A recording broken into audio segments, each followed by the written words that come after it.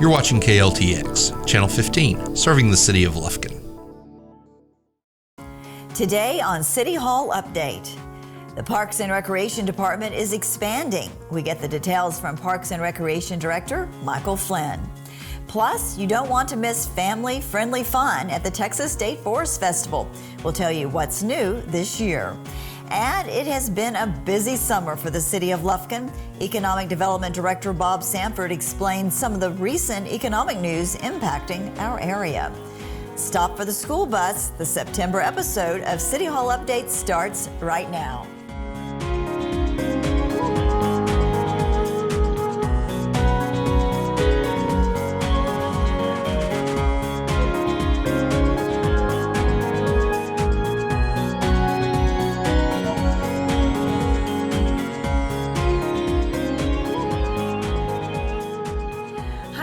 I'm Yana Ogletree, and welcome to City Hall Update. It's back to school for thousands of Angelina County students and educators. That's why law enforcement is reminding motorists to be cautious on roadways, especially in school zones. Remember that in addition to the lower speed limits, it is important to be prepared for more traffic than normal. Also remember, school buses are on the road and they act as mobile stoplights when loading and unloading children. Plus, note that cell phones should not be used in school zones. As frustrating as all of this can be, take a second to remember why these rules are in place. Whenever you are driving, school in session or not, safety should be your number one concern. Remember, slow down and be alert. Even though the school year has just begun, students and parents may already be counting the days until the first break. If you're looking for something to occupy your children during those days off, why not visit the City Parks and Recreation Department? Director Michael Flinn joins us to tell us about some new exciting developments for the Recreation Center. Michael, it's a pleasure to have you on City Hall Update. Welcome to Lufkin. I say that, I know you've been here since November, but you still haven't been here a full year, but it's your first time on our show, so thanks for joining us. Thanks for having me. I'm looking forward to it. So as the new Parks and Recreation Director, that's a big job for the City of Lufkin. Lots of things to do with the Parks and Rec. What do you hope to accomplish in your role? Well, I really just want to make a difference in the community. That's my biggest want and need whenever I take any kind of job. Coming here, Lufkin's got a great park system. I just hope to be able to enhance it and bring some new programs and activities for the citizens of Lufkin. Absolutely, and they're well utilized. You always see people in the parks. I mean, when you think of the Parks and Rec, it's not just parks. There's so much more. Tell me about that. Right. Yeah. There's so much more that we do. I mean, yes, we maintain our parks. That's a big job. Exactly. But we also have a lot of programs. I mean, the Daddy-Daughter Dance. This year we're going to be having the Christmas Parade, the lighting of Rudolph, a big Christmas festival going on downtown. Is that new? That is going to be new. Tell me about that. So it's called Christmas in the Pines. Baker Hughes was looking for a new home for Rudolph. Right. So the city stepped up, found a spot for him. And where's he going to be? He's going to be by municipal court.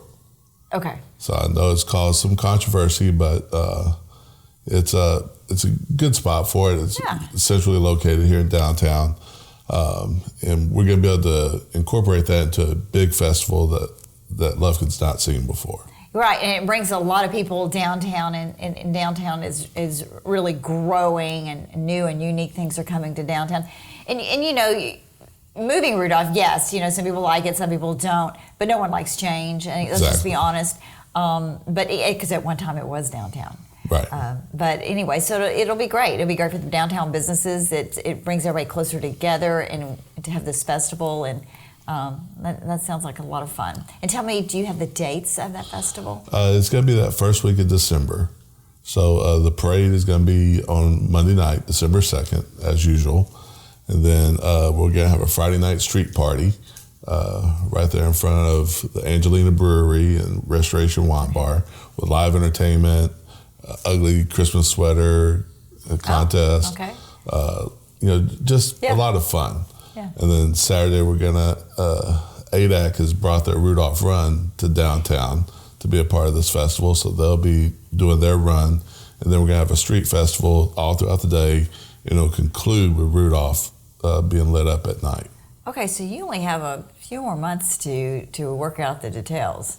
Right, we're already working on it. And you have a committee that... We have a committee of city employees that are working on it, and also Baker Hughes, of course, GE. Right. So. Well, that exciting times, and Christmas will be here before you know it. I know we're all looking forward to the festival and the cooler weather, but you never know. Definitely you never know weather. in December. Right. You know, if it's going to be cold or you're going to be wearing short sleeves. You also, in addition to the parks, the pavilions, you also maintain the fields. The fields, I mean, in addition to maintaining, we also run the leagues. Mm-hmm. So we have our youth baseball, youth basketball. We're going to be adding in, well, we've got kickball as well. Now we're looking at adding in adult basketball. We have adult softball. We're going to try some adult volleyball as well as youth volleyball. And that's going to come with the addition of our new rec center that we're going to be opening. Tell me about that. So luckily we have found the Calvary Baptist Church Family Life Center. We're going to be, we're working now to convert that into a true rec center. And where is that located? That is located off of Montrose Street. Mm-hmm. It's right off of Timberland Drive. Okay. Basically, spitting distance between to Shipley's Donuts. Oh, So, well, I know where that is. Me too. But so it's a great central location for the city. It has a beautiful basketball court inside of it and a lot of multi-purpose rooms. It's really going to change the way we are able to offer services to the city. So will the offices that are currently located on First Street, will all of that move? Yes, we will entirely move out of that building and move into the new rec center. And when is that scheduled to happen? We're hoping to be able to open mid-October, provided everything falls into place. That's quick. Yes. And what will happen to the existing facility? We're looking to sell the existing facility. Okay. So. Well, you know, for your first year, you have a lot on your plate.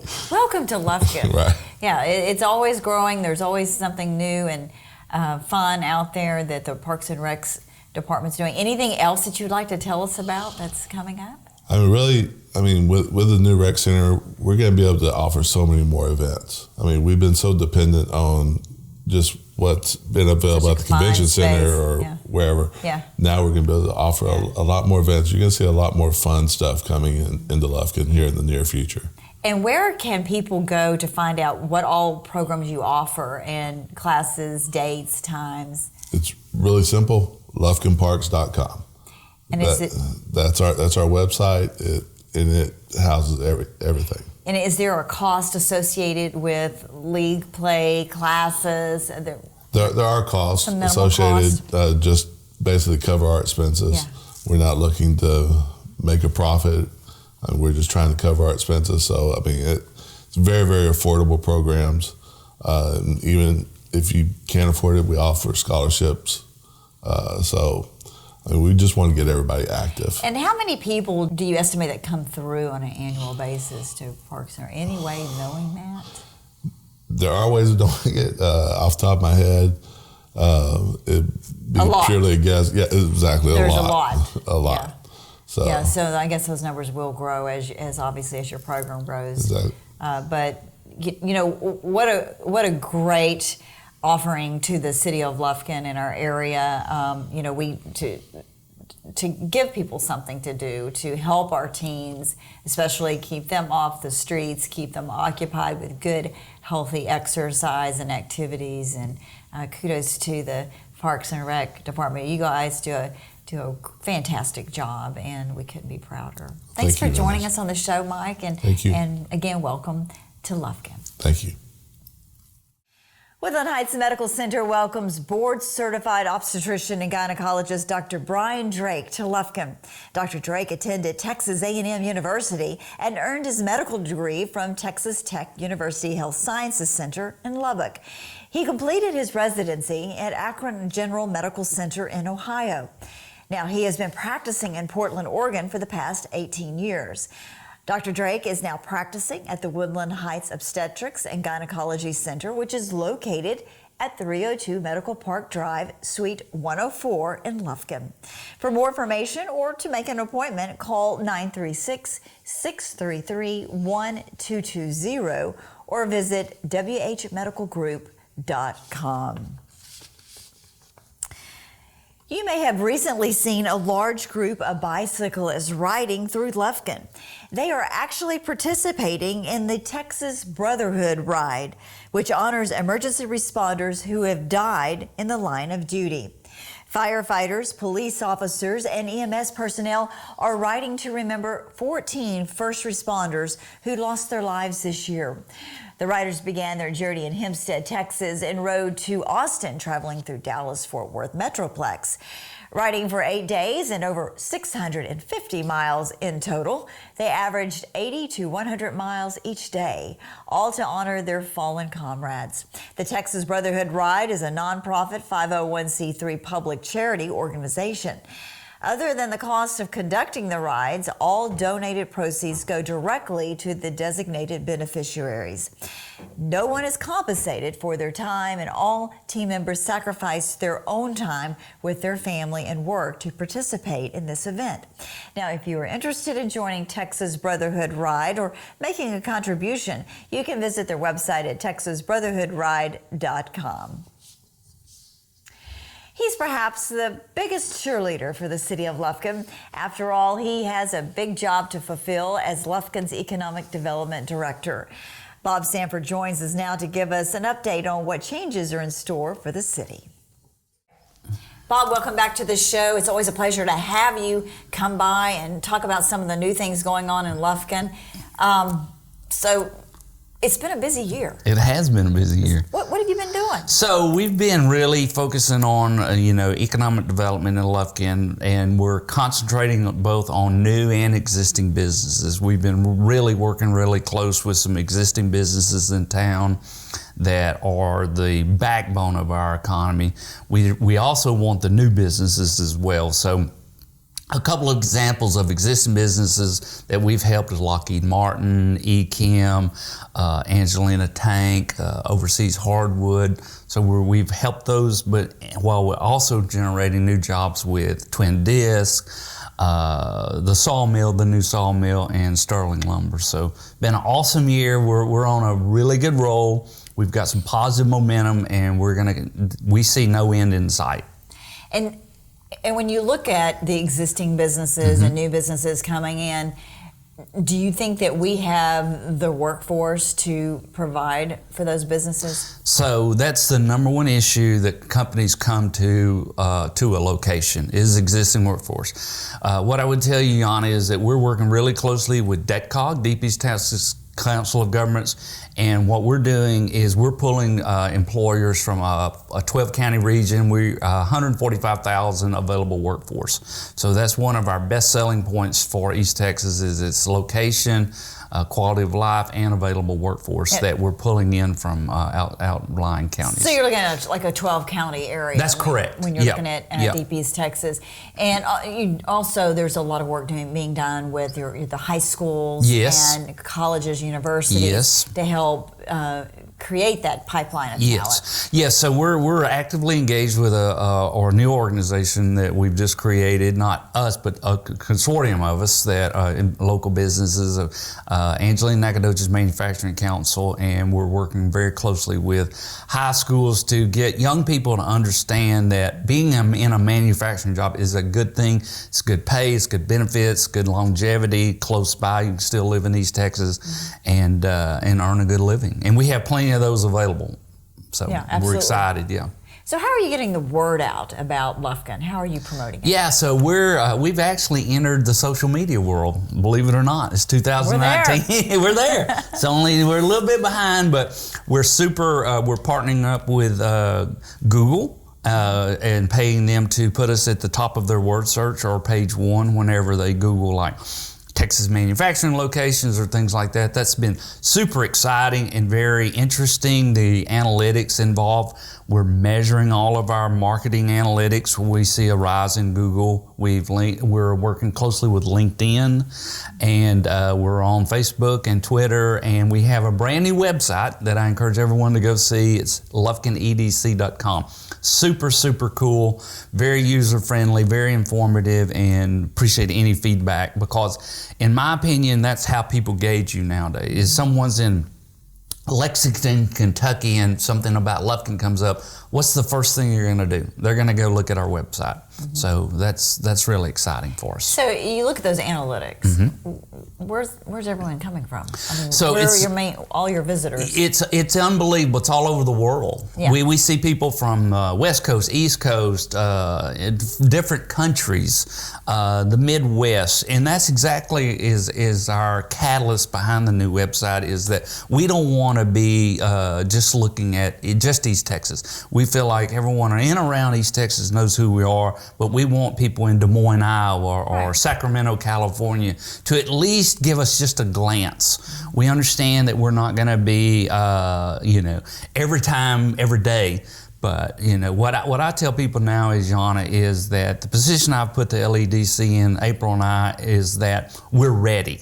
We're going to be ready for if someone comes by. We're going to be very professional in the way we handle it. We're going to have policies and procedures, and we're going to get them if they'll just give us a chance. It's just getting the chance. One interesting comment back on the website. In July of 2018, we had approximately 220 unique visitors. July of 2019, since we've implemented the Google and the LinkedIn, we had almost 900 unique visitors to our website. So people are looking. Yeah. It's just like fishing. We got to keep casting, and we'll catch the big one. Okay, so have you caught any since you've? So we have one. I just spoke to him just a minute ago. It's a large power plant. That's the guy tells me it's a good thing, that it's a go. So we'll see. But it's back to what I was saying. It's not done till it's done. Right. So we're working with them. We're in contact with them, and we anticipate it to be a go. So walk me through the process, because you hear a lot of people say, how come we can't get this store or this restaurant? Yep. Why doesn't Lufkin get this? Yep. It's not because you're turning it down. That's right. So decisions are made at a corporate level are based on analytics. I mean, it's population, it's traffic count, it's availability of natural resources. That's why we just got a brand new sawmill, $120 million for 110 people. It's the natural resources. We have a lot of trees. What our focus is going to be on that is that we're going to try to work on our foreign trade zone. We anticipate that to be approved. And let's talk about that. Yep. Tell me about the foreign trade zone. So the foreign trade zone we got the blessing from CBP, Customs Border Protection. They were very diligent, I'll say that, in their review of our ability to be a foreign trade zone. And it's not easy to get. It's only 32 in the state of Texas. So this is 300 in the United States. So we're going to be in very rarefied air, and we're already working on that now to be poised to take advantage of that. So hopefully some of the companies that were in the past that passed on Lufkin will see that we are progressive, that we're winning, that we're bringing jobs in, and that we're going to be a foreign trade zone, which should help. Tell me what foreign trade zone is. So foreign trade zone is an area that is designated by the Customs and Border Protection to be outside of the United States. So someone from a foreign country could bring goods and services into this secured area, monitored by the Customs and Border Protection.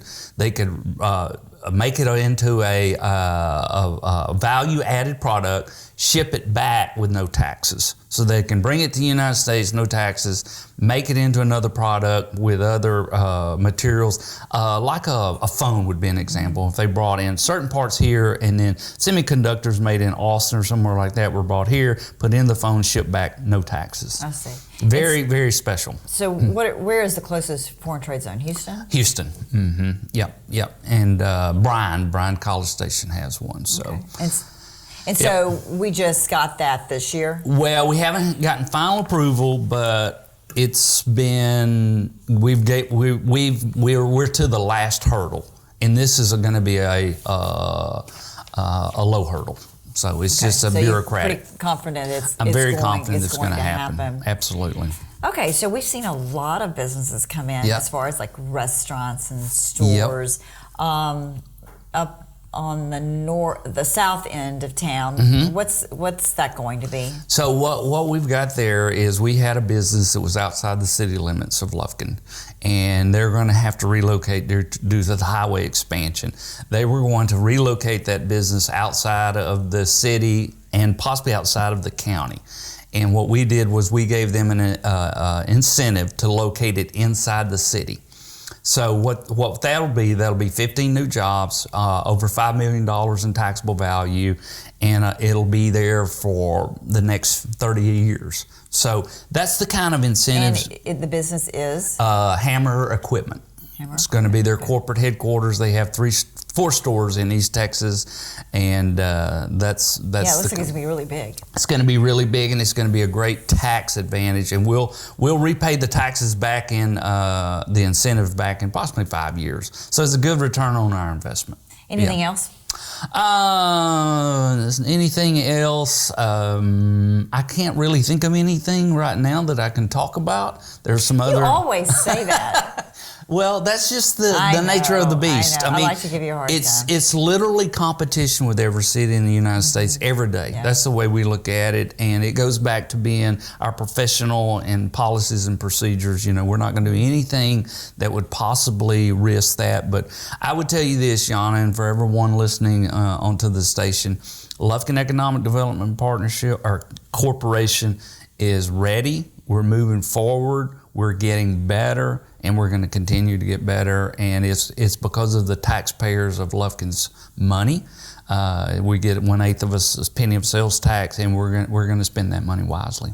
Okay, just to sum it up. Yep. You've been in this position, what, about a year? Almost 2. Oh, has it really? A year and a half. Mm-hmm. Okay, Can you well, believe that? It's crazy. Okay. But no. Okay, so almost 2 years. Yep. Well, in those 2 years, yep. Approximately how many jobs have been created? Over 500 and almost $200 million in new investment. That's a great And I know it takes a team. It does take a team.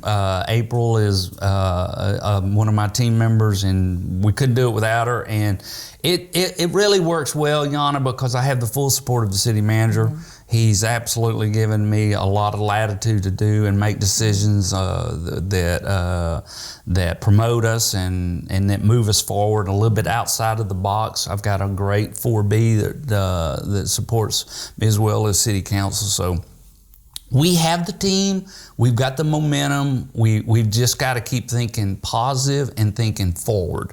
We can't, the one thing I would tell you, my pet peeve would be, well, what happened to the paper mill? Or, well, that's behind us. Right. We're not going to keep looking back and say woulda, coulda, shoulda. We're going to look forward and say what we can do, what we will do, and it will come. It'll happen. Yeah, we're steadily making Yeah.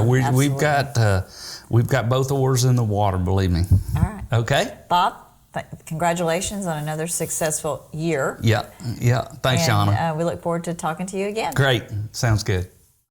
We're talking about overseas hardwood, and Rocky Thigpen is here with us to tell us about this business that's been around Lufkin for quite some time. It's evolved through the years, and now it's Overseas Hardwood Company, correct? Overseas Hardwoods, yes. So tell me, what do you all produce out there? Well, I guess I could give you a little history of how this evolved. Overseas Hardwoods was a Mobile, Alabama-based company, and Angelina Hardwood was a Lufkin-based company, which we all know. And so that we were all in the same business of making trailer floors, truck trailer floors. Well, in 2014, the Hendersons sold to the Robinsons of Overseas Hardwoods in Alabama. And we were all producing the hardwood, the Apatong hardwood that comes out of Southeast Asia, Malaysia. But Overseas Hardwoods wanted to leave Angelina and Lufkin when they bought it. They didn't want to move everything to Stockton. They were already set up here. They had the Midwest base operation kinda. So they decided to leave it here. And so we kind of sold the same thing, but when Overseas bought it, they decided to go into the millwork business. And so they bought a little company out of Dallas called Sitco Lumber, which ended up having about 3 million board feet of lumber that they were trying to get rid of. They were trying to go out of business. Okay. So we ended up buying that, and we moved it to Lufkin. So it gives you a little bit of history of how we've evolved. And so what products do you make out there? Well, of course, we've got the transportation side, which is the Apatong side, and now we have the millwork side, which is the exotic African, South American hardwoods. Okay. There's probably around 65 to 70 species out there in the warehouse that we sell to cabinet shops, to wood shops, to door shops, high-end furniture shops. We sell to all of those to make their product. Give me a little more detail about the exotic woods that you're talking about. Well, I think what most people recognize is African mahogany. A lot of doors now are being made out of a lumber called sapele. We have lumber that's wingy, which is more of a tabletop. A lot of people are building tables out of this wingy. It's a black wood with a white grain in it. It's beautiful.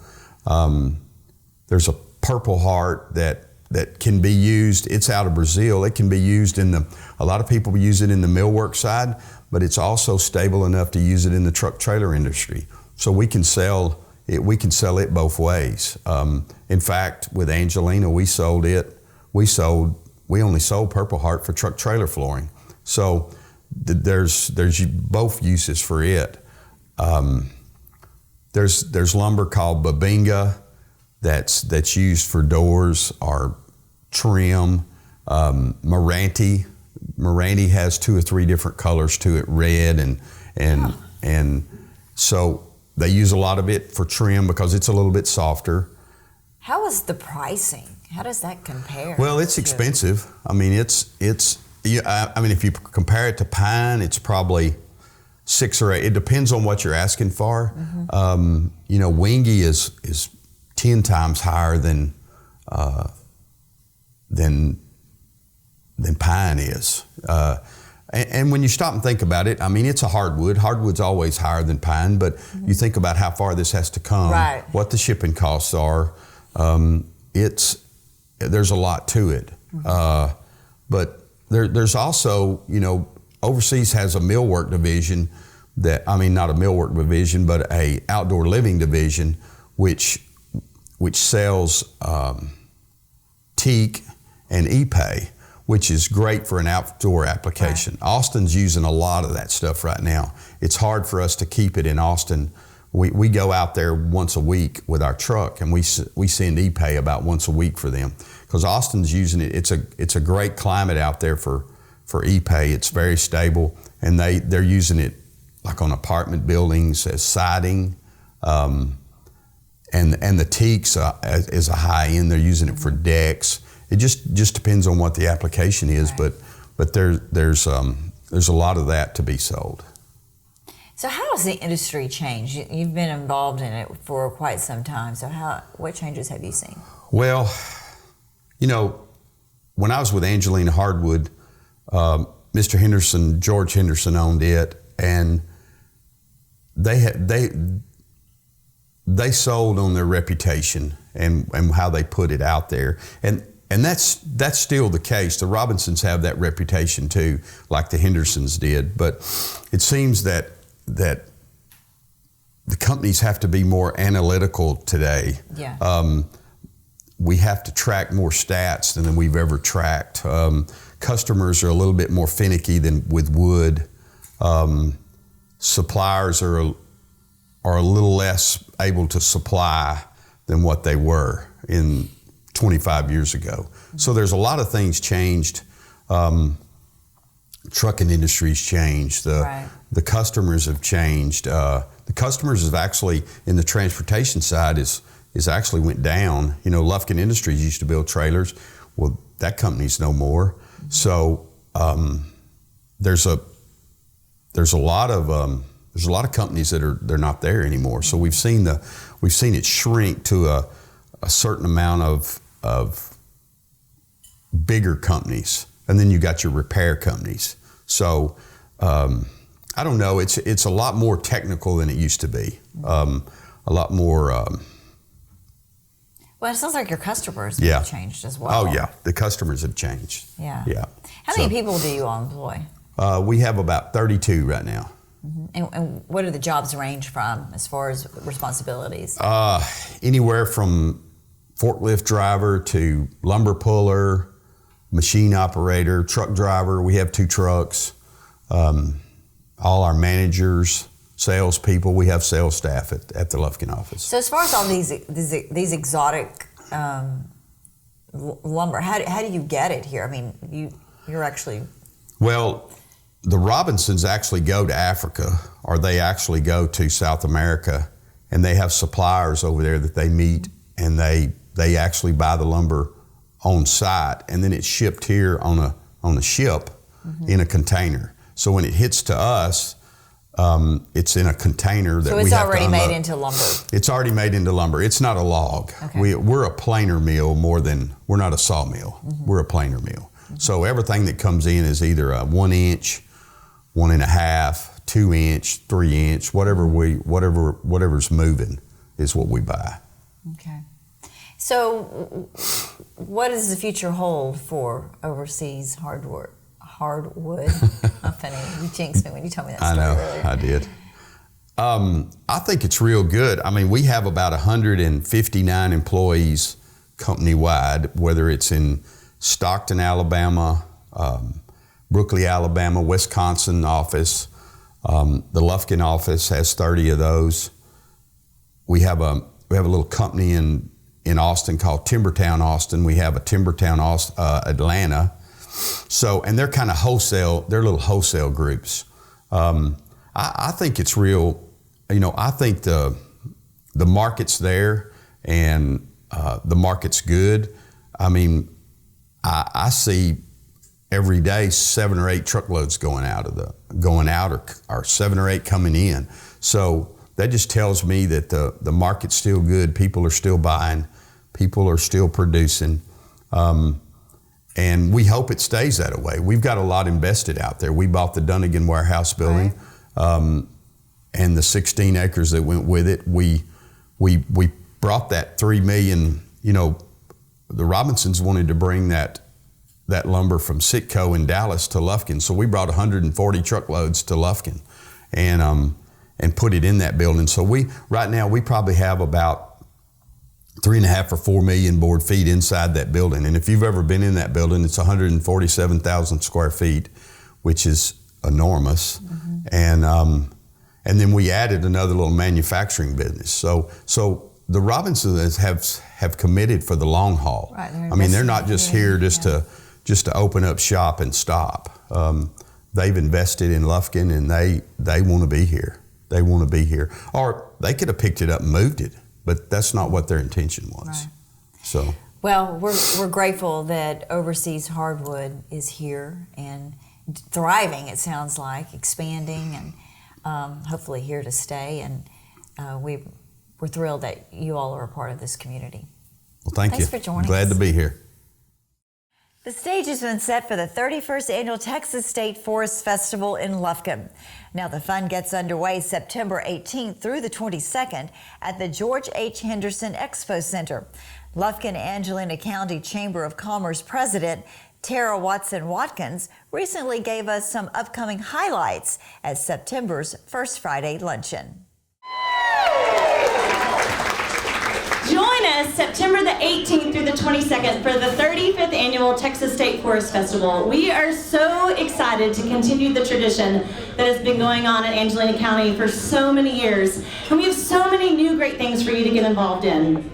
For the first time ever since 1953, we are bringing back the Texas State Forest Festival Parade to the streets of beautiful downtown. And you can thank Nicole Roberts for that, because she said, I want a parade. For the first time, we're combining the cheerleading competition and the pom-pom competition. We're excited to be adding a brand new event on Thursday night. The Lufkin ISD Education Foundation has partnered with the Texas State Forest Festival and will be having a field day corporate challenge. Teams consist of 6 members, and they will be racing in your favorite things you did as a kid: egg races, tug of wars, sack races, and hula races. You can still sign up. Do you love to run, act like a ninja, or compete? Then join us Saturday morning at 8 a.m. for our inaugural Lumberjack Fitness Challenge. We're thrilled to be partnering with Live Well Athletic Club, Fit Life, and Gains and Glory to bring you a healthy way to start your Saturday. The Lumberjack 5K and 1 mile run will begin at 8:30, followed by Zumba with Rudy Flores at 9:30. The Strongman Woman competition at 10:30, and the Little Jack Ninja Obstacle Course at 11:30. Abby Goff with Bike for Life will also be set up on site Saturday morning doing bike safety demonstrations for children. You do not have to bring your bikes. We'll have bikes available to teach them how to do bike safety. And if they go through the process, they will get a free bike helmet that is being provided by the Pilot Club. Stick around and have lunch with us that afternoon, and you can listen to the SFA Steel Drum Band, which is always entertaining. You know, one of my favorite things as a child at the Forest Festival was enjoying and watching the people that I knew and loved cooking in the Southern Hush Puppy Championship. I still remember Clarky Brown and Mike Hunter always competing. In fact, they won so many times they were told they couldn't enter anymore and they could not use the same recipe. So if you need a good recipe, I have a copy of it. I'll even share it. But come join in the fun and register to be a part of the 48th Annual Southern Hush Puppy Championship presented by McWilliams & Son Heating and Air Conditioning. Woo! Well, we've got a hush puppy. You never know what's going to show up at First Friday. Hush puppies show up. But we're excited that Brookshire Brothers will once again be partnering with us, and they're doing the Brookshire Brothers Pantry, and over $2,500 will be awarded in cash prizes that day. Well, I'd like to welcome Whitney Heckler from the Trout Zoo and her friend Rosebud to the show. You know, we always have Gordon on here, the executive director of the zoo, and he's usually bringing a snake or a crocodile or something like this. But thank you for bringing Rosebud. She seems really, really sweet and quite young. Yes, Rosebud is almost 7 months old now, and she is a rehabbed animal that we use for education programs at the Trout Zoo. So she gets to go to school programs and special events and meet all kind of people and teach them about opossums, which is really fun. And I guess, I bet the kids just love seeing her. Oh yes, absolutely. She is definitely a fan favorite. And she's so cute, but looks can be deceiving. Oh yes, absolutely. I mean, she does have some very sharp teeth. Yes, but she is an omnivore. She eats mostly fruits and veggies and then insects. She's what we call an insectivore. And what I'm giving her today is little pieces of grapes, and then there's some superworms in there as a treat. Oh, you saw one of them there. That is. Yeah, she's hungry. Yeah. Well, she dropped it. She likes snacks for sure. So this is a snack? Yes, she had her breakfast this morning, and what did that consist of? Fruits and veggies like sweet potato, corn, apples, carrots, and then grapes. And then she got a couple more superworms, and then every once in a while she'll get some crickets too. Was that one really good? So have you been handling Rosebud since she was a baby? Yes, ma'am. So you're attached to this animal? Yes, for sure. I'm her primary keeper, zookeeper as well at the zoo, and then we work on some training things too, to teach her to get used to people and to be used to the stand and then to take treats and things like that. And so how do you do that? So it takes just a lot of relationship building. That's what animal training is. You? Yes, absolutely. So building trust that she feels comfortable with me, as well as, you want to come up here towards the end? As well as trusting me around other people, so that if I'm standing in front of a group of students, she feels comfortable with me. I know you're going to eat all my snacks. And then she's not going to be happy. And one thing I noticed about her is how she hooks the tail. Well, she's not doing it now. Oh, yeah. But how she hooks the tail around the limb. Yes. Yeah. So she definitely, as a youngster, a little youngster, she can hang from her tail. But when she gets about to this size, she's way too big. Oh yeah, that probably wouldn't be very So she uses it mostly for balance. She's going to show you right now. Yeah, she's showing off. She's doing great. Yeah, to hang out. So how big will she get, or is this? She'll get about 3 to 5 pounds total. What does she when weigh she's now? adult. I'm not honestly sure right off the bat. Like she weighs that much now. Yeah, she's getting close. I may have to move her for a second. She's done all she can do. It's out of her contract. Right. Come on, girl. Are you ready? Yeah, we have to go. So has she ever bit you? No, she has not. When she was Knock on wood. Yeah, when she was there we go, girl. Back up. When she was a youngster, definitely she was more nippy, but definitely just food motivated. It's not anything other than that. It's amazing how they spread their little claws, or like they claws out. Yeah. They're just like little hands. Look, do you want to come all the way up? Come back up. How many opossums do you have at the zoo? So just one. Rosebud's part of our education department, so she's pretty unique. But they're such a cool animal to talk about because it's the only North American marsupial that we have. So she has a pouch, just like a kangaroo. That's how she raises her young. And then she also loves ticks. It's one of their favorite food items, so they're really good to have in your backyard and around your house. Okay, so do you feed her ticks?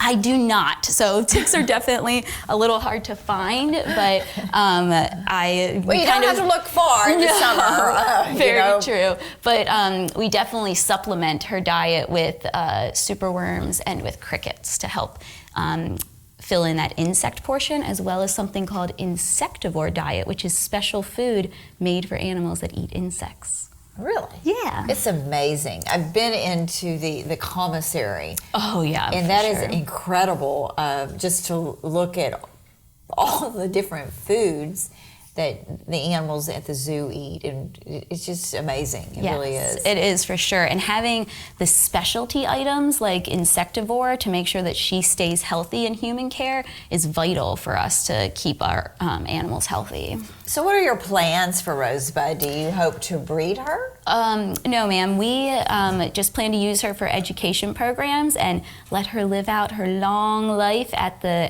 Trout Zoo.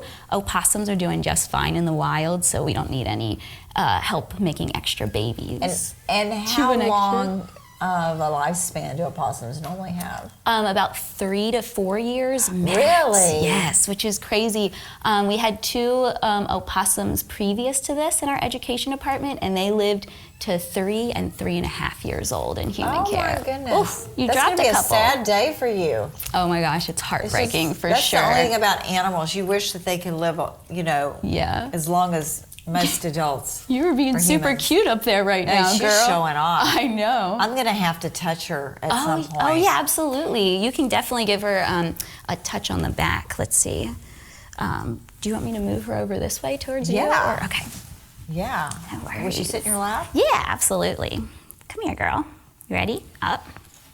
I know. Oh, she's got her it's tail. Okay. Maybe she doesn't want to go. No, it's okay. I don't think she wants to go.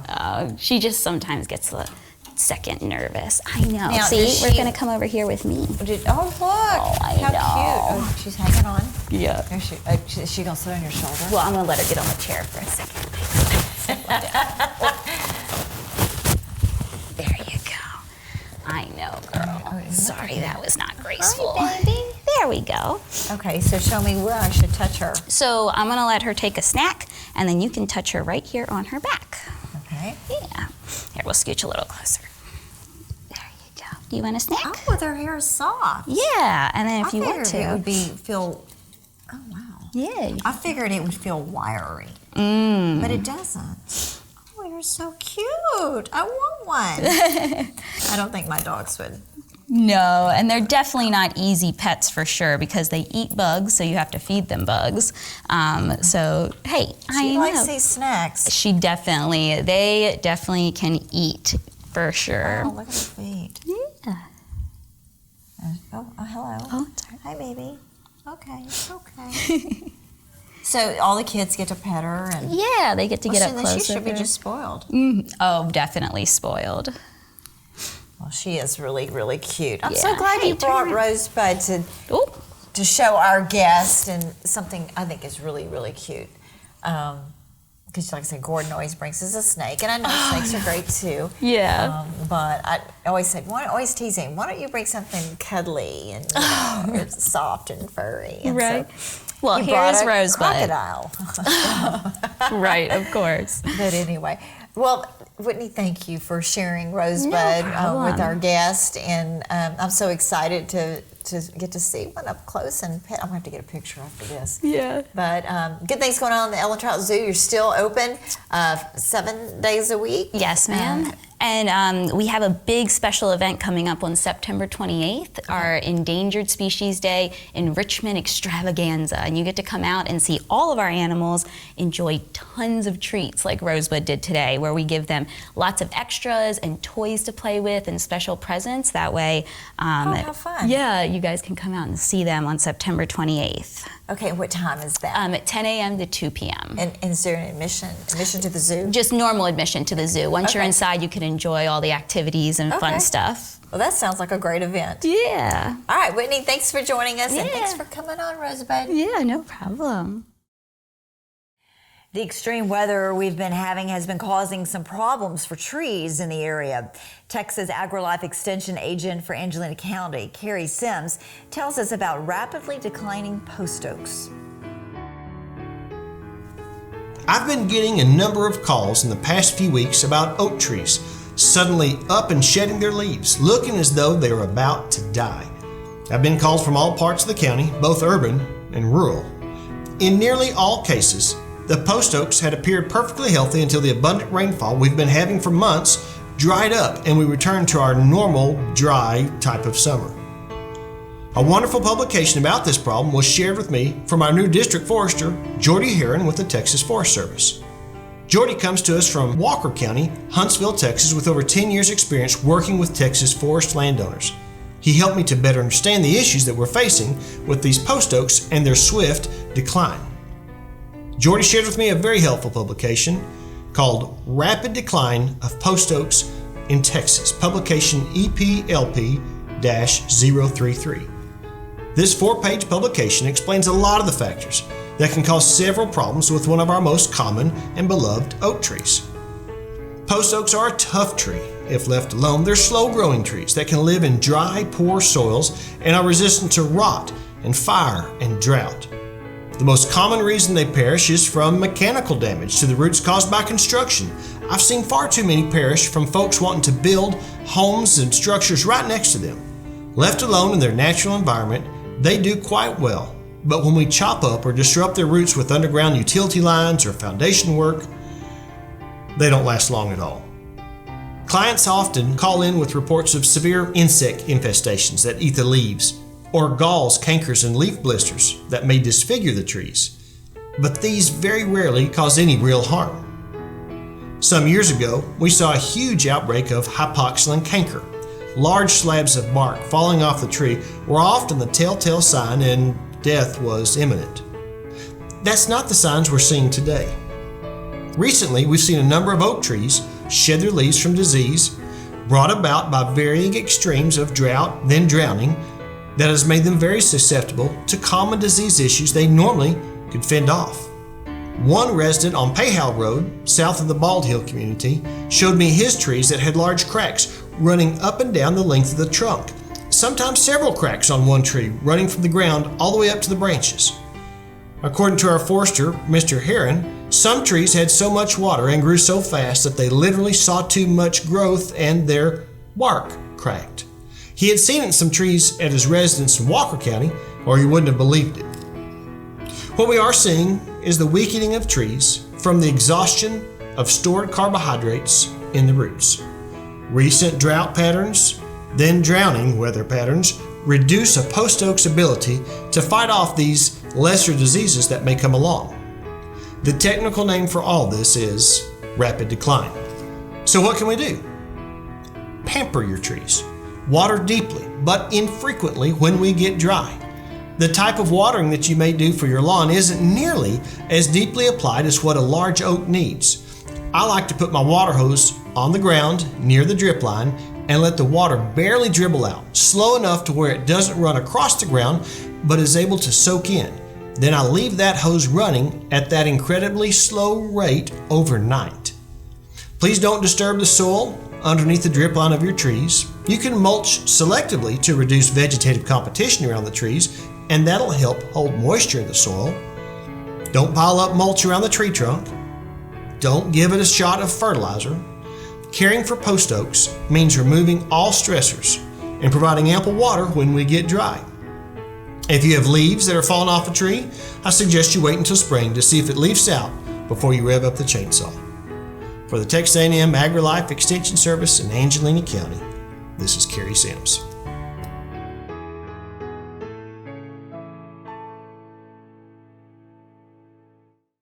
Grab your calendars so you don't miss these upcoming events.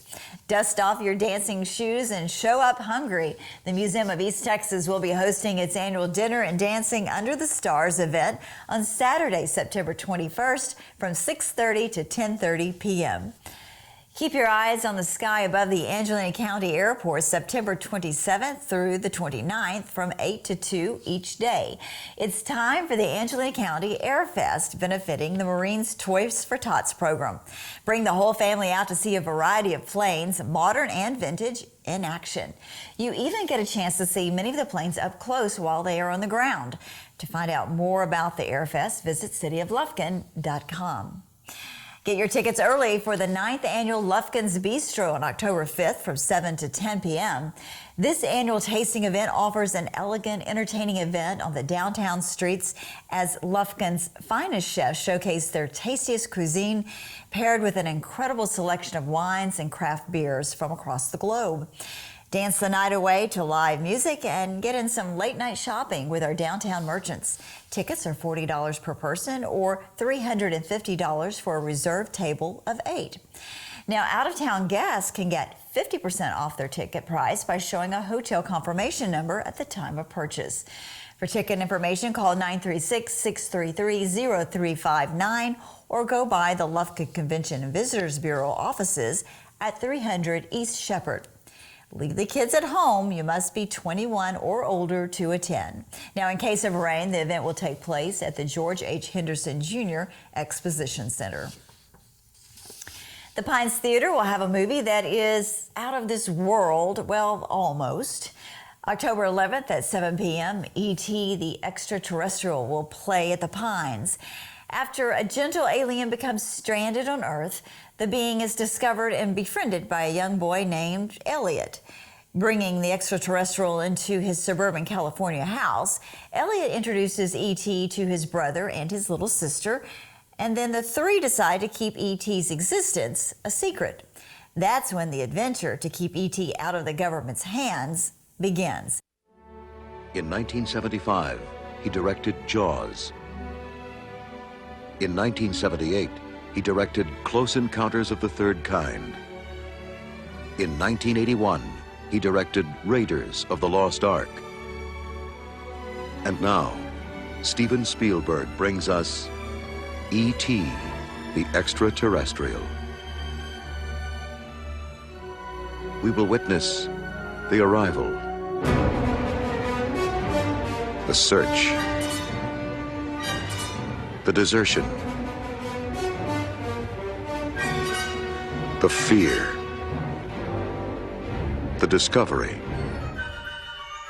the friendship, I'm keeping him. the secret, the love, the warning, the signal, the mystery, the danger.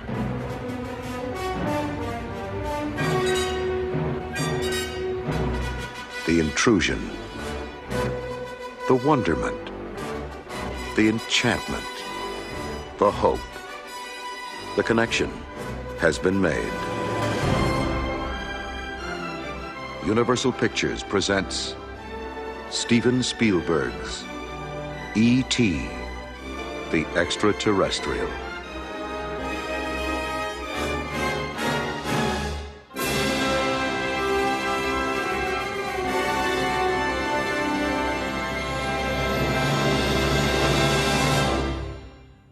You won't want to miss this classic.